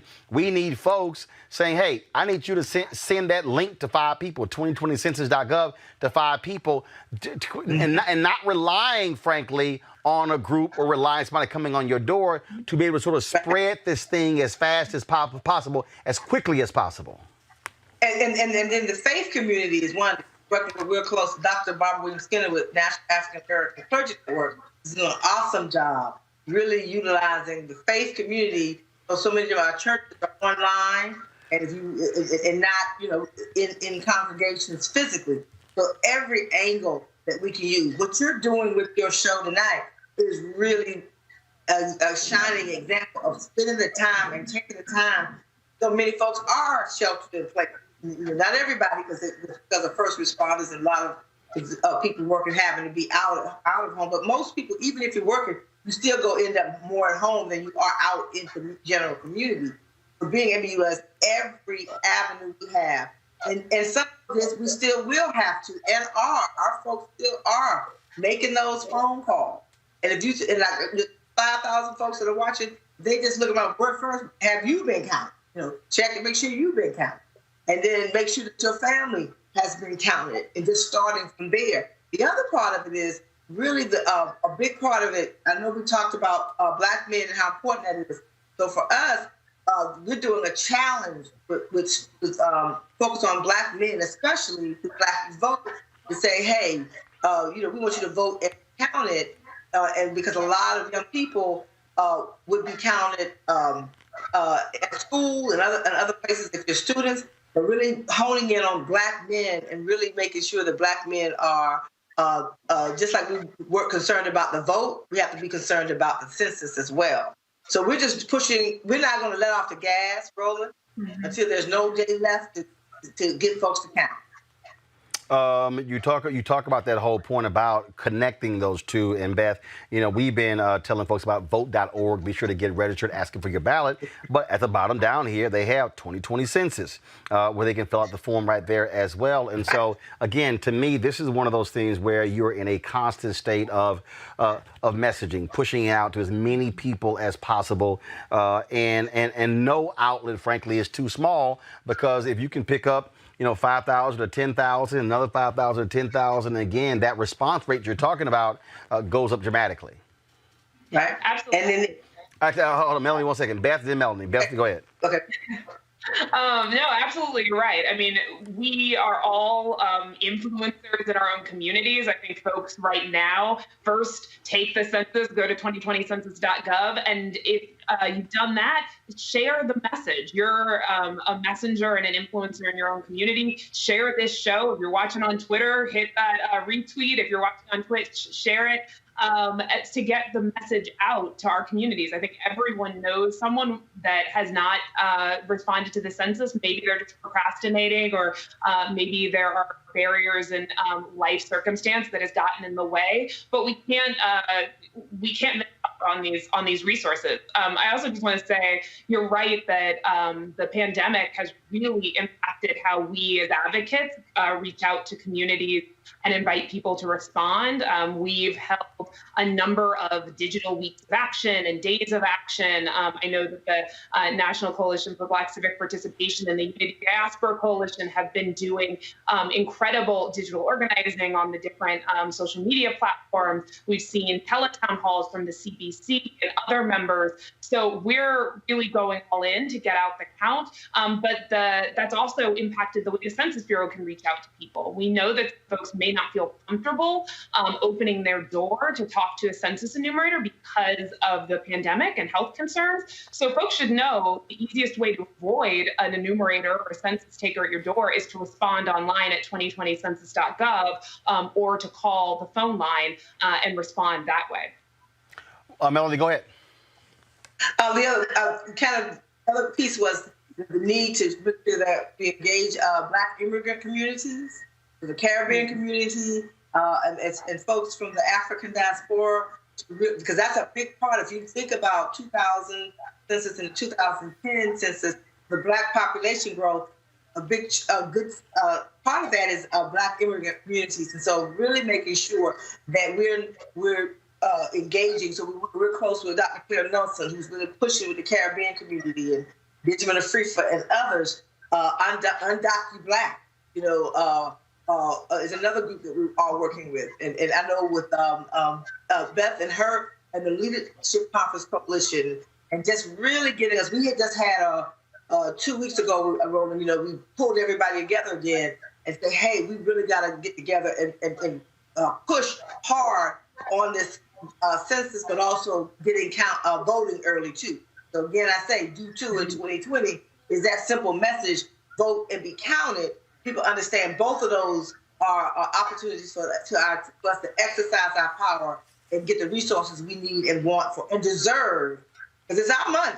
At the end of the day, this is about your money coming back to your community to take care of your street, your school, your community, and get the things that you deserve and our community deserve. It's not a handout. It's about our money. Otherwise, it's going to go to somebody else. Well, political power going to go to somebody else. Well, and that's why I make the point specifically to black men. Look, if you're out there saying you want these things, this is directly tied to it. And again, I just think that for a lot of people, that this is a civics thing, not really understanding the levers of power, how these things work, where resources come from, who you're seeking things from, and how they work. So the census ties directly into districts in terms of how they're drawn, which is tied into who represents you in Congress or in the state legislature, which is then tied to resources that come your way, which is tied to, all of these different things. And again, as somebody who's covers city government and county government, I've sat in many of those long, boring meetings, and when the conversation comes up, they're talking about census tracts, what the data says in census tracts. Hello, when they say census tracts, that comes from the census. Absolutely. So that's how those things, and so literally, they're even breaking down, for the people who are watching, they're even breaking down health stats, education stats, all of those things by census tract. And that's why people have to realize, if you don't fill it out, then you're actually hurting yourself when in the data collection where they're saying, oh, this is for instance, Congressman Jim Clyburn is a 10, 20, 30 amendment. That is based upon census tracts, where 10% of the people who live below poverty, they want 10% of the resources to go to those census tracts, where 20% or more of the people live below the poverty line for 30 years. That is literally determined by the census tract. So, go ahead, Beth.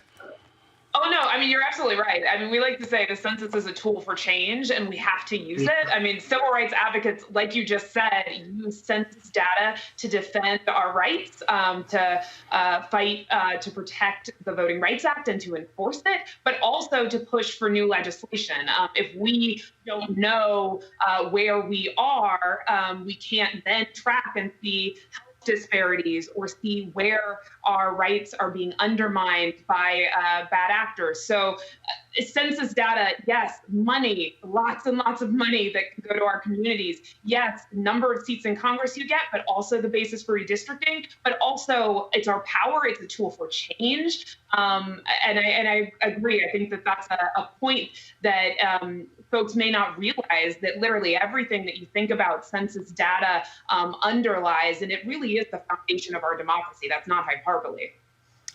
Melanie, final comment. Hey, I just say to folks out there, if you haven't been counted, get counted. Make sure you get counted. Make sure you vote, and so we can get that. It's about money, power, and respect, and we deserve every dollar. We deserve to control the power. We talk about going on these streets where we're having to protest. We want to be able to control those city budgets and have the resources we need. The things that folks are talking about moving and reallocating funds. You got to have the funds there to reallocate, right? Provide those services. And census matters, voting matters. All right, then. Beth Leak, Melanie Campbell, I so appreciate it. Thanks a lot. Thank you. All right.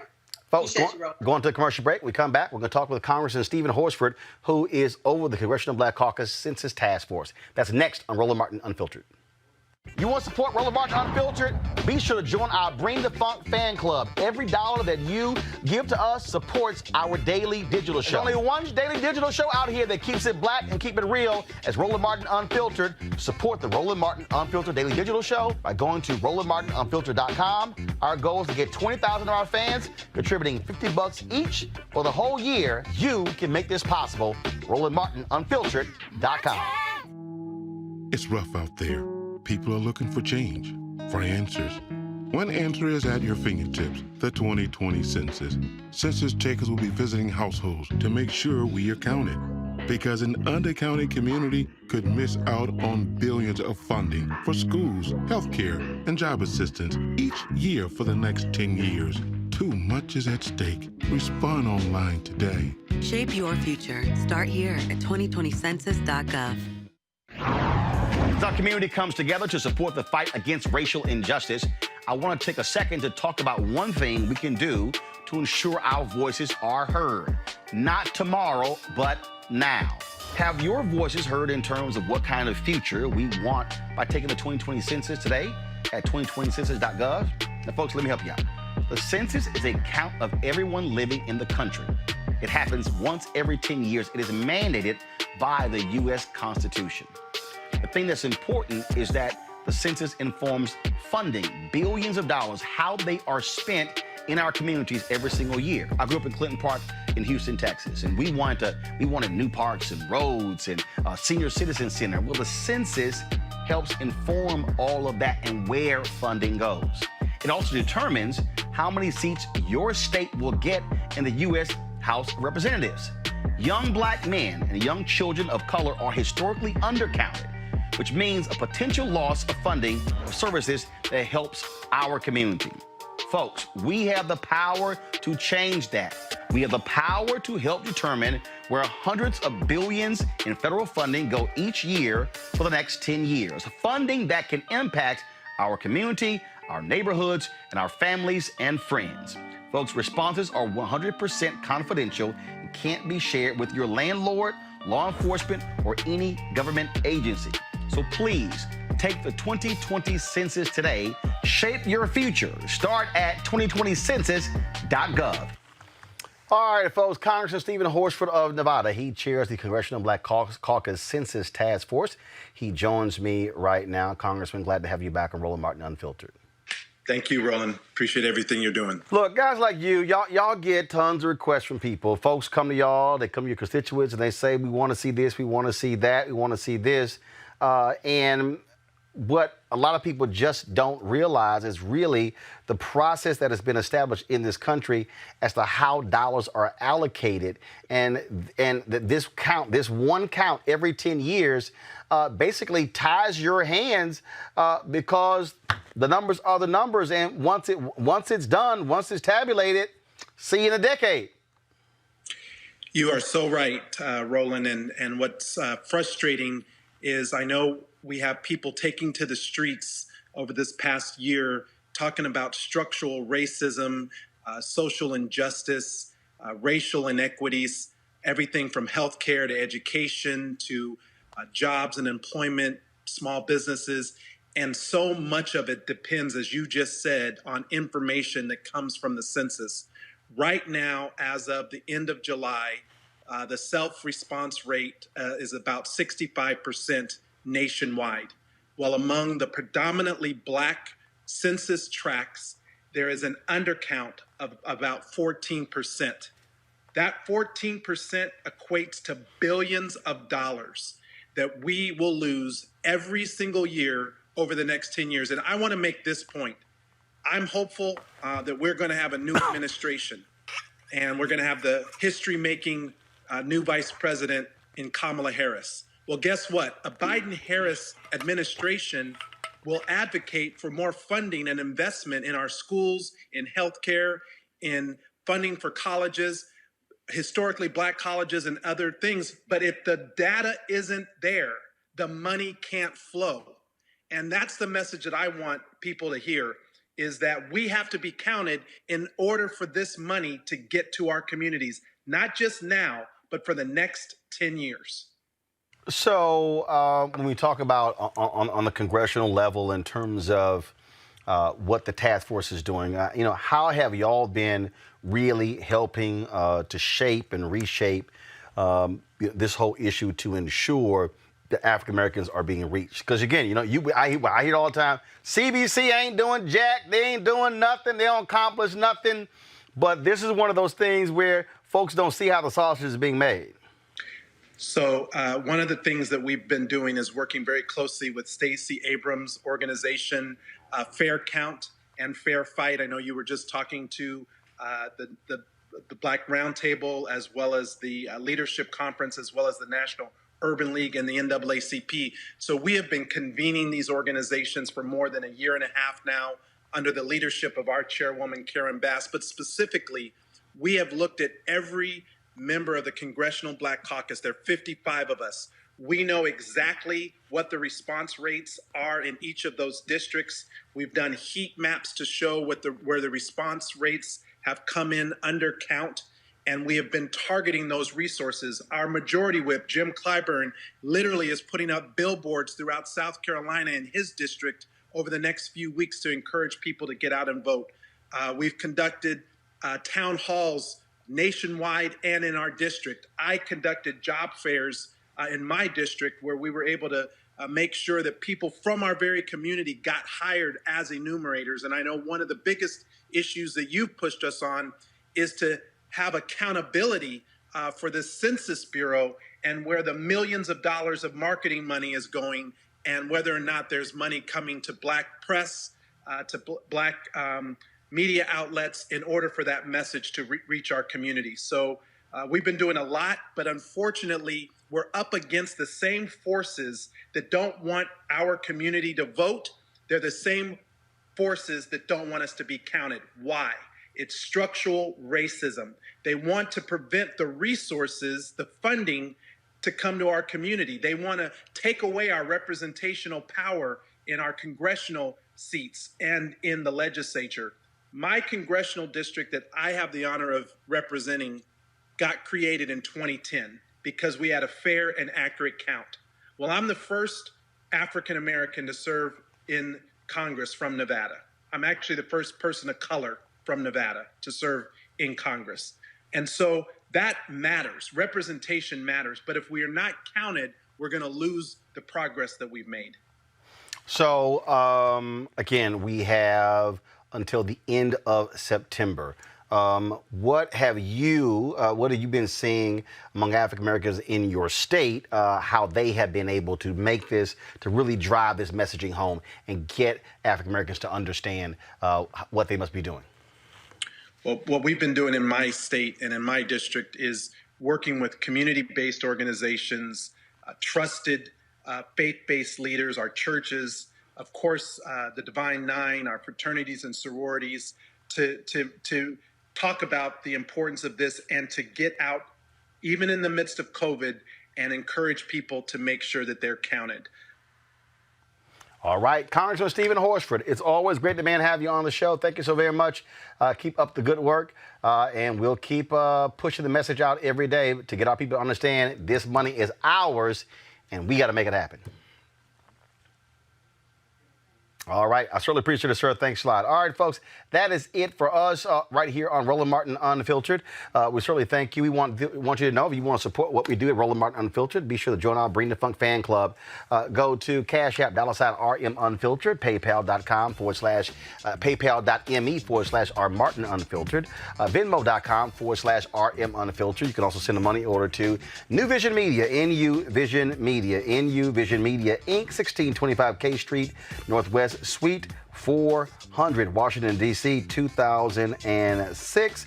And again, our goal is to get 20,000 of our followers by the end of the year to contribute $50 or more for the year. That's $4.19 a month, 13 cents a day.